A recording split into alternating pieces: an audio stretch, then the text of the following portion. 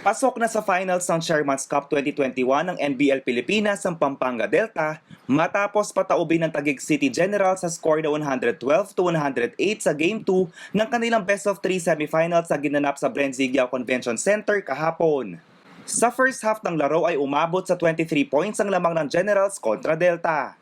Ngunit pagpasok ng second half ay unti-unting nahabol ng Pampanga Delta ang kalamangan ng Taguig Generals at naging tablang score sa pagtatapos ng fourth quarter dahilan para mauwi sa overtime ang laro.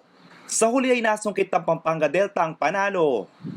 Itinanghal na best player of the game si Eco Serrano ng Pampanga Delta na nakapagtala ng 25 points, 8 field goal, 3 rebounds at 4 assists.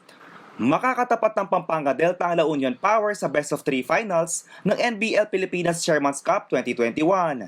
Sa ngayon ay wala pang nakatakdang petsa kung kailan magsisimula ang finals. JM De Jesus, CLTV News.